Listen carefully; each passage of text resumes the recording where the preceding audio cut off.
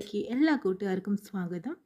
കൃഷും അതുപോലെ കൺപടിയും കൂടി കേണൽ സാറിൻ്റെ വീട്ടിലേക്ക് പോകാനായിട്ട് ഒരുങ്ങാട്ടോ. അങ്ങനെ കൃപ പറയുന്നുണ്ട്, എന്തായാലും ചേട്ടനും ചേട്ടത്തിയും ഈ പറഞ്ഞ കാര്യം സത്യമായിട്ട് നല്ലൊരു കാര്യമാണ്. കുറച്ച് ദിവസം നിങ്ങൾ ഇവിടുന്ന് മാറി നിന്നാൽ അമ്മയുടെയും അച്ഛൻ്റെയും ഒക്കെ ദേഷ്യമൊക്കെ കുറയും. അപ്പോൾ നിങ്ങൾക്ക് തിരിച്ച് അവരെന്നെ നിങ്ങളെ തിരിച്ച് വിളിക്കുമെന്നും പറയുന്നുണ്ട് കേട്ടോ. എന്തായാലും അത് തന്നെയാണ് മോളെ വേണ്ടതും. മോൾ എന്തായാലും ഒരു കാര്യത്തിലും ടെൻഷൻ അടിക്കേണ്ട കാര്യമൊന്നുമില്ല, ബാക്കി എല്ലാ കാര്യവും ഞങ്ങൾ ഏറ്റു എന്ന് പറയുന്നുണ്ട് കേട്ടോ. എന്തായാലും നീ കാരണമാണ് ഞങ്ങളുടെ വിവാഹം വരെ നടന്നത്. നിന്നോട് എത്ര നന്ദി പറഞ്ഞാലും മതിയാവില്ലല്ലോ മോളെ എന്ന് പറയുന്നുണ്ട്. നന്ദിയൊക്കെ അവിടെ നിൽക്കട്ടെ, ബ്രോക്കർ ഫീസ് തന്നില്ലെങ്കിൽ എൻ്റെ സ്വഭാവം മാറും കേട്ടോ എന്നും പറയുന്നുണ്ട് കേട്ടോ. അതിപ്പോൾ തന്നെ വേണമെങ്കിൽ തരാലോ എന്ന് പറഞ്ഞിട്ട് അനിയത്തിക്ക് ഒരു ഉമ്മ കൊടുക്കുക കേട്ടോ ചെയ്യുന്നത് കൃഷ്. എന്നാൽ ഞങ്ങൾ പോയിട്ട് വരട്ടെ പറഞ്ഞിട്ട് അങ്ങ് ഹാപ്പി ജേണി എന്ന് പറഞ്ഞിട്ട് പോകുന്നുണ്ട്. എന്തായാലും നിങ്ങളെ കാണാൻ ഞാൻ ഉടനെ തന്നെ അങ്ങോട്ട് വരും. ഇപ്പം നിങ്ങളുടെ കൂടെ വരണമെന്നൊക്കെ ഉണ്ട്, പക്ഷേ സ്വർഗത്തിലെ കട്ടറും പാവണ്ടല്ലോ എന്ന് കരുതിയിട്ടാട്ടോ വരാഞ്ഞത്. എന്തായാലും നിങ്ങൾ പോയിട്ട് വാ, ഒരു ഹണിമൂൺ ആയിക്കോട്ടെ എന്ന രീതിയിലൊക്കെ പറഞ്ഞ് അവരെ യാത്ര അയക്കുന്നുണ്ട് കേട്ടോ കൃപ. വീണ്ടും മാനസയെ കാണിക്കുന്നത് അങ്ങനെ സുജു ആൻറ്റിയമ്മയും കൂടെ മാനസയെ വിളിക്കുമ്പോഴത്തേനും മാനസ എഴുന്നേൽക്കുന്നില്ല. പിന്നെ വെള്ളമൊക്കെ തളിച്ച് എണീപ്പിക്കുന്നുണ്ട് കേട്ടോ. മോളെ നീ ടെൻഷൻ അടിക്കേണ്ട, ഇതിനൊരു തീരുമാനം നമുക്കുണ്ടാക്കാം. അങ്ങനെ കൃഷ്ണൻ അങ്ങനെ കൺമണിയെ ഞാൻ വിട്ടുകൊടുക്കുമോ, അത് മോൾക്കുള്ളതല്ലേ എന്ന് പറഞ്ഞു കൊടുക്കുന്നുണ്ട് കേട്ടോ. അതൊന്നും സാരില്ല, ഞാനൊരു കാര്യം ചെയ്യാം. സുജു നീ പോയിട്ട് കാപ്പിയോ അല്ലെങ്കിൽ പാലോ എന്തെങ്കിലും എടുത്തിട്ട് വാ, അവൾ വല്ലാതെ ടയേർഡായിട്ട് ഇരിക്കുകയാണെന്ന് പറയുന്നു. അങ്ങനെ സുജു എന്തെങ്കിലും എടുക്കാനായിട്ട് പോണ സമയത്ത് തന്നെ ആൻറ്റിയമ്മ മാനസയെ വിളിക്കുന്നുണ്ട്. അപ്പോൾ മാനസയെ മോളെ എണീക്കിരി എന്ന് പറയുമ്പോൾ പെട്ടെന്ന് തന്നെ മാനസ ചാടി എണീറ്റിരിക്കുന്നുണ്ട് കേട്ടോ. എന്താ മോളെ നീ ഇങ്ങനെയൊക്കെ കാണിക്കുന്നത്? നിനക്കിപ്പോൾ ക്ഷീണവും തളർച്ചയൊന്നും ഇല്ലേ? എനിക്ക് ക്ഷീണോ എനിക്ക് തളർച്ചയോ? എന്തിനാണ് ഞാൻ അങ്ങനെ ചെയ്യുന്നത്? പിന്നെ നീ എന്താടി ഇപ്പോൾ കാണിച്ചത്? എല്ലാ കാര്യങ്ങളും എനിക്കറിയാലോ, ഇതൊക്കെ ഞാൻ പ്രതീക്ഷിച്ചതുമാണല്ലോ ആൻറ്റിയമ്മയും. പിന്നെ എന്തിനാണ് ക്ഷീണിക്കേണ്ടതും തളർച്ച അഭിനയിക്കുകയല്ലേ വേണ്ടത്? പിന്നെ കൺമണിയുടെ കഴുത്തിൽ താലി കെട്ടിയ വിവരവും അതിനപ്പുറം അവർ നടത്തിക്കൊണ്ടിരിക്കുന്ന കാര്യങ്ങളെക്കുറിച്ചൊക്കെ എനിക്ക് നല്ല ബോധ്യമുണ്ട്. പിന്നെ ക്രഷ് മിനിറ്റിനും വെച്ചിട്ട് എന്നോട് പറയുന്നതല്ലേ നിന്നെ ഇഷ്ടമല്ല എനിക്ക് കൺമണിയെ ഇഷ്ടമെന്ന്. ഇതിനൊക്കെ കണ്ടിട്ട് പിന്നെ ഇപ്പോൾ ഞാൻ എന്തിനാ തലചുറ്റി വീഴേണ്ട ആവശ്യം? ഇതെൻ്റെ ഒരു നാടകമാണ്, എങ്ങനെയെങ്കിലും അഭിനയിച്ച് തകർക്കണ്ടേ ഞാനെന്ന് പറയുന്നു. നീ മിടുക്കിയാണല്ലോ, ഞാൻ വിചാരിച്ചതിനേക്കാളും എത്രയോ അപ്പുറത്താണ് കേട്ടോ നിൻ്റെ ബുദ്ധി എന്ന് പറഞ്ഞിട്ട് മാനസിയോട് പറയുന്നുണ്ട്. പിന്നെ ഒരു കാര്യം കൂടി ഉണ്ട്, ഞാനല്ല തളരാൻ പോകുന്നത്, കൃഷും കൺമണിയാണ്. അവർക്കാണ് ഇനിയിപ്പോൾ ആരെ വരാനായിട്ട് പോകുന്നത്.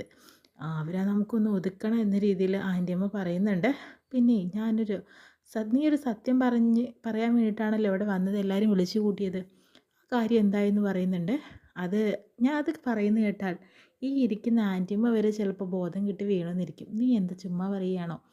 അതല്ല, എല്ലാവരും വിളിക്കുക, കൂട്ടമായിട്ടൊന്ന് ബോധം കെട്ട് വീണോട്ടെ, എന്നാലല്ലേ കാര്യം നടക്കുള്ളൂ എന്ന് പറയുന്നുണ്ട്. എടി ഞാൻ ബോധം കെട്ടൊന്നും വീഴില്ല, നീ കാര്യം പറ, ടെൻഷനാവില്ലല്ലോ, ഉറപ്പല്ലേ? ഇല്ല പറഞ്ഞോ എന്ന് പറയുന്നുണ്ട്. പിന്നെ സുജാത ആൻറ്റിയുടെയും സാഗർ സാറിൻ്റെയും മൂത്ത മകൻ മരിച്ചിട്ടില്ല എന്ന് പറയുന്നുണ്ട്. നല്ല ബെസ്റ്റ്, നീ എന്താ തമാശ പറയുകയാണോ? അല്ല ആൻറ്റിയമ്മേ, ആ ജൂബിലി ഹോസ്പിറ്റൽ ആ കുട്ടി അന്ന് മരിച്ചിട്ടില്ല, ആ കുട്ടി ഇപ്പോൾ ജീവനോടെ ഉണ്ടെന്ന് പറയുന്നുണ്ട്. നീ സത്യമാണോ പറയുന്നത്? സത്യമാണ്, 100% സത്യമാണ്, ഞാൻ എല്ലാം അറിഞ്ഞിട്ടാണ് വരുന്നതെന്ന് പറയുന്നു. ഇതെല്ലാം കേട്ടുകൊണ്ട് സുജ അവിടെ നിൽക്കുന്നുണ്ട് കേട്ടോ. ആൻറ്റിയമ്മയാണ് സത്യം എന്ന് പറയുന്നുണ്ട്. ആ കുട്ടി ഇന്നും ജീവിച്ചിരിപ്പുണ്ട്, അത് സാഗർ സാറിന് അയാൾ കണ്ടിട്ടുണ്ട്, ഇവർ രണ്ടുപേരും എല്ലാവരും അവനെ കണ്ടിട്ടുണ്ട്, അവനെ രക്ഷിച്ചിട്ടുണ്ട്, അവനെ ശിക്ഷിച്ചിട്ടുമുണ്ട് എന്ന് പറയുന്നുണ്ട്. നീ ആരെക്കുറിച്ചാണ് ഈ പറയുന്നത്? അതെ, അത് സത്യമായിട്ടുള്ള കാര്യമാണ്. അവൻ ഇവിടേക്കും വന്നിട്ടുണ്ട്, ബലരാമൻ, അയാളാണ് മകൻ എന്ന രീതിയിൽ പറയുന്നത് കേട്ടോ. ഇത് കേൾക്കുന്ന സൂചു ആകെ ഞെട്ടി തരിച്ച് നിൽക്കുക കേട്ടോ. ആൻറ്റിയമ്മയും ഞെട്ടുന്നുണ്ട്. ഇപ്പം കണ്ടോ, ഞാൻ പറഞ്ഞത് സത്യം തന്നെയാണ്, ആൻറ്റിയമ്മ കണ്ടില്ല ഞെട്ടിയത്. നീ സത്യം തന്നെയാണോ പറയുന്നത്? തീർച്ചയായും ഇതെല്ലാം ഞാൻ അറിഞ്ഞിട്ടാണ് വരുന്നത് എന്ന രീതിയിൽ മാനസ പറഞ്ഞ് മനസ്സിലാക്കുന്നുണ്ട് കേട്ടോ. പിന്നീട് കൺമണി വീട്ടിലേക്ക് എത്തുന്നു. വീട്ടിലേക്ക് എത്തിക്കുമ്പോഴേക്കും ധനലക്ഷ്മി അമ്മായിമാരെല്ലാവരും നിൽക്കുന്ന സമയത്ത് ധനലക്ഷ്മി ചൂണ്ടിക്കൊണ്ട് പറയുന്നുണ്ട്, അയ്യോ കൺമണിയുടെ നെറ്റിയിൽ സിന്ദൂരം അതാന്ന് പറയുന്നു. അപ്പോഴത്തേനും കൃഷി പറയുന്നുണ്ട്, കൺമണിയുടെ നെറ്റിയിൽ മാത്രമല്ല കഴുത്തിൽ താലി ഉണ്ടെന്ന് പറയുന്നു. അങ്ങനെ അമ്മായിമാർ ഓടി വരുന്നുണ്ട്, താലിമാല പിടിച്ച് നോക്കുന്നുണ്ട് കേട്ടോ. എന്തൊക്കെയാണ് സംഭവിച്ചത്? ഞാൻ ഇവളെ വിവാഹം കഴിച്ചു, അങ്ങനെ വീട്ടിൽ ഞങ്ങൾ എല്ലാ കാര്യങ്ങളും പറഞ്ഞിട്ടാണ് വന്നത്. പിന്നീട് ഇങ്ങോട്ട് വരണമെന്ന് വിചാരിച്ചു, ഇങ്ങോട്ടും വന്നു, നിങ്ങളോടും കാര്യങ്ങൾ അവതരിപ്പിക്കണ്ടേ, അതിന് വേണ്ടിയിട്ട് വരുന്നു. ധനലക്ഷ്മി അപ്പോൾ ആലോചിക്കുന്നുണ്ട്, ഇവളും പണക്കാരിയായോ? പക്ഷേ അച്ഛനും നല്ല സന്തോഷമുണ്ട്, ബാക്കിയുള്ളവർക്കൊക്കെ. അങ്ങനെ അച്ഛൻ്റെ അനുഗ്രഹമൊക്കെ വാങ്ങിക്കുന്നുണ്ട് കേട്ടോ. ആ, എന്തായാലും എനിക്ക് സന്തോഷമായി മക്കളെ എന്ന് പറയുന്നുണ്ട്. ഒരിക്കലും സാർ എൻ്റെ മകളെ കൈവിട്ടില്ലല്ലോ, എത്ര പ്രതിസന്ധി വന്നു എന്നിട്ടും എൻ്റെ മോളെ ഉപേക്ഷിച്ചില്ലല്ലോ എന്ന് പറയുന്നുണ്ട്. അങ്ങനെ ഉപേക്ഷിക്കാൻ വേണ്ടിയിട്ടല്ല ഞാൻ ഇവളെ സ്നേഹിച്ചത്, ഇവളെ കൂടെ കൂട്ടാൻ വേണ്ടിയിട്ട് തന്നെയാണ്. അച്ഛൻ്റെ ഈ മോളെ ഞാൻ പൊന്നു പോലെ നോക്കിക്കോളാം എന്ന് പറയുന്നുണ്ട്. ആ സമയത്ത് തന്നെ ഇനി ഒരു രക്ഷയില്ല എന്ന് കാണുന്ന ധനലക്ഷ്മി കാല് മാറുന്നുണ്ട് കേട്ടോ. കൃഷിൻ്റെയും കൺമണിയുടെ കൂട്ടത്തിൽ കൂടെയാണ് ഇപ്പോൾ ചെയ്യുന്നത്. അയ്യോ, ഞാൻ ആഗ്രഹിച്ചത് ഇത് തന്നെയാണ്, എൻ്റെ കൺമണി നല്ലപോലെ ജീവിക്കണം എന്നൊക്കെയാണ്. പണ്ട് ഇവിടെ നിങ്ങൾ വരുന്ന സമയത്ത് തന്നെ, അതായത് മാനസികമായിട്ടുള്ള എൻഗേജ്മെൻറ്റ് കഴിഞ്ഞ് അന്ന് രാത്രി നിങ്ങൾ വരുമ്പോഴത്തേനും വിളക്കൊഴിഞ്ഞ് തന്നെയല്ലേ നിങ്ങളെ ഇങ്ങോട്ട് സ്വീകരിച്ചത്. മാത്രമല്ല അന്ന് ഇവിടെ മധുരത്തിന് ഒരു പായസം വെച്ചിട്ടുണ്ടായിരുന്നു, അത് നിങ്ങൾ രണ്ടുപേരും കുടിച്ചു. വധൂവരന്മാർ കുടിക്കില്ലേ, അതുപോലെ തന്നെ അങ്ങനെയൊക്കെ അന്ന് എൻ്റെ മനസ്സ് തോന്നി. ഇപ്പം അത് സത്യമായില്ലേ. എന്തായാലും നിങ്ങൾക്ക് വേണ്ടി തന്നെയാണ് അന്ന് അതൊക്കെ ഒരുങ്ങിയത് കേട്ടോ എന്ന് പറയുന്നു കേട്ടോ. എന്തായാലും ഞാൻ ഇപ്പോൾ വരാം, എങ്ങോട്ടാണ് പോകുന്നത്, എന്തായാലും വരാനേ ഇപ്പോൾ പറഞ്ഞിട്ട് പോകുന്നു കേട്ടോ. അതിനുശേഷം തന്നെ അച്ഛനോട് കാര്യങ്ങളൊക്കെ നമ്മുടെ കൃഷി സാറ് സംസാരിക്കുന്നുണ്ട്. ഇപ്പോൾ ഇവിടെ നിൽക്കുന്നില്ല അച്ഛാ, ഞങ്ങൾ കേണൽ സാറിൻ്റെ വീട്ടിലേക്ക് പോവാണ്. വീട്ടുകാർ എല്ലാവരും അറിഞ്ഞു എന്നുള്ള സത്യമാണ്, മനസ്സുകൊണ്ട് അവർ അംഗീകരിക്കാൻ കുറച്ച് താമസം ഉണ്ടാവും. എന്നിട്ട് ഞങ്ങൾ വരാം എന്ന രീതിയിൽ പറയുന്നുണ്ട്. നിങ്ങളെ വിളക്കൊഴിഞ്ഞ് സ്വീകരിക്കേണ്ടേ, ഇപ്പം ആയിട്ടില്ല, നാലാൾക്കാരുടെ മുന്നിൽ എല്ലാം അംഗീകരിച്ച ദിവസം ഇവിടെ കയറാമെന്ന് പറയുന്നുണ്ട്. അങ്ങനെ ലഡുവായിട്ട് ധനലക്ഷ്മി വരുന്നുണ്ട് കേട്ടോ. കണ്ടോ, ഇപ്പോൾ പായസമൊന്നുമില്ല, ഈ മധുരമുണ്ട്. ലഡു ഞാൻ എന്തുകൊണ്ടാണ് വാങ്ങി വെച്ചതെന്ന് വെച്ചാൽ, ഇന്നലെ എനിക്കൊരു തോന്നല്, നാളെ എന്തൊരു പ്രധാനപ്പെട്ട കാര്യം കൺമണിയുടെ അടുത്ത് നടക്കാനായിട്ട് പോകുന്നുണ്ട്, അതുകൊണ്ട് തന്നെ ഈ ലഡു വാങ്ങി വെക്കണമെന്ന്. ഇപ്പം കണ്ടോ, അത് ഉപകാരമായില്ലേ, ഇപ്പം സന്തോഷമായില്ലേ, നിങ്ങൾ പരസ്പരം അത് കൊടുക്കുമെന്ന് പറഞ്ഞിട്ട് ആ ലഡു കൊടുക്കുന്നുണ്ട്.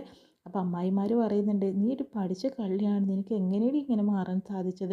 അത് പിന്നെ അങ്ങനെ തന്നെ എന്താ, ഞാനും കൺമണി ഏട്ടത്തിയും അനിയത്തിയാണ്, ഞങ്ങൾ തമ്മിൽ പല പ്രശ്നങ്ങളുണ്ടാവും, അതിലൊന്നും നിങ്ങൾ ഇടപെടണ്ട. ചിലപ്പോൾ ഞാൻ അവളെ ശിക്ഷിച്ചും ശാസിച്ചും കരുതിയിട്ട് അവളെ ഇഷ്ടമില്ലാന്നൊന്നല്ല, അവൾക്ക് നല്ലത് വരാൻ വേണ്ടിയിട്ടല്ലേ ഞാനങ്ങനെ പറഞ്ഞത് എന്നൊക്കെ പറയുന്നു കേട്ടോ. അതിനുശേഷം തന്നെ എന്നാൽ ഞങ്ങൾ നിൽക്കുന്നില്ല, പോട്ടെ എന്ന് പറഞ്ഞിട്ട് എല്ലാവരോടും യാത്ര പറയുന്നു. അച്ഛൻ ഞാൻ പോകുന്നതിൻ്റെ അച്ഛന് വിഷമമൊന്നുമില്ലല്ലോ. ഇല്ല മോളെ, ദൈവമായിട്ട് നിനക്കൊരാളെ തന്നില്ലേ, അയാൾ പറഞ്ഞത് കേട്ടാൽ മതിയെന്ന് പറഞ്ഞിട്ട് കൃഷ്ണനാറിൻ്റെ കൂടെ വിടുന്നു കേട്ടോ. അങ്ങനെ ഗോകുലിനോട് കൃഷി യാത്ര ചോദിക്കുന്നുണ്ട്. നിനക്ക് നിൻ്റെ അപ്പയെ കാണണമെന്ന് തോന്നുവാണെങ്കിൽ അപ്പം ഞാൻ ഇങ്ങോട്ട് കൊണ്ടുവരുമല്ലോ, മോൻ വിഷമിക്കേണ്ട, നീ ഒരാൾ കാരണമാണ് ഞങ്ങളുടെ ജീവിതം ഇങ്ങനെ ആയതെന്നൊക്കെ പറയുന്നു. എന്നിട്ട് അവർ യാത്ര ചോദിക്കുന്നു. എന്നിട്ട് അമ്മായിമാർ അച്ഛനോട് പറയുന്നുണ്ട്, ഏട്ടാ ഇപ്പോൾ ഏട്ടന് സന്തോഷമായില്ലേ, സന്തോഷമായി. പക്ഷെ നാലാൾക്കാരുടെ മുന്നിൽ ഒരച്ഛൻ മകളെ കൈപിടിച്ച് കൊടുക്കുമ്പോഴാണ് ആ അച്ഛന് ഒരു അഭിമാനമുള്ളത്. എന്തായാലും എൻ്റെ മോളെ ക്രിസ്സാറ് കൈവിട്ടില്ലല്ലോ എന്ന് പറഞ്ഞിട്ട് ആശ്വസിക്കുന്നു കേട്ടോ. പിന്നെയും സുജു ഈ സത്യങ്ങൾ അറിഞ്ഞ് ടെൻഷനായിട്ട് ഇരിക്കുമ്പോൾ സാഗർ അങ്ങോട്ട് വരുന്നുണ്ട്. സുജു അതൊക്കെ പോട്ടെ, ഇനിയിപ്പോൾ പറഞ്ഞിട്ട് കാര്യമില്ല. അങ്ങനെയൊക്കെ പറഞ്ഞിട്ടിരിക്കുന്ന സമയത്ത് കൃപ അങ്ങോട്ട് വരുന്നുണ്ട്. എന്താ അമ്മ ഇങ്ങനെ വിഷമിച്ചുകൊണ്ടിരിക്കുന്നത്, നിൻ്റെ അമ്മയ്ക്ക് എന്താ ഇങ്ങനെ വിഷമം എന്ന് എനിക്കറിയില്ല, അതൊന്നും പറഞ്ഞിട്ട് കാര്യമില്ലല്ലോ. പിന്നെ സാഗർ നമ്മുടെ മൂത്ത മകൻ എവിടെയെന്ന് ചോദിക്കുന്നുണ്ട്. അവനിപ്പോൾ ജീവിച്ചിരിപ്പുണ്ടെന്ന് പറയുമ്പോൾ നിൻ്റെ അമ്മയ്ക്ക് എന്താ വട്ടായോ, ഓരോ പിച്ചിയും പൈയും പറഞ്ഞുകൊണ്ടിരിക്കുന്നത്, ഇത് സത്യമാണ്. ആ കുട്ടി മരിച്ചു പോയില്ലേ സുജു എന്ന് പറയുമ്പോൾ, അത് മരിച്ചിട്ടുണ്ടെങ്കിൽ സാഗറിനും എനിക്കും അറിയാമായിരുന്നു, അങ്ങനെ പറഞ്ഞു കേട്ടല്ലേ ഉള്ളൂ എന്ന് പറയുന്നു കേട്ടോ.